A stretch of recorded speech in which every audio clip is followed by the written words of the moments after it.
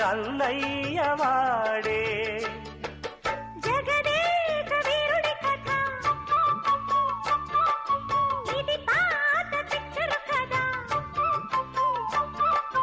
అతిలోక సుందరి తల అతికిల్చిగిస్తా పద.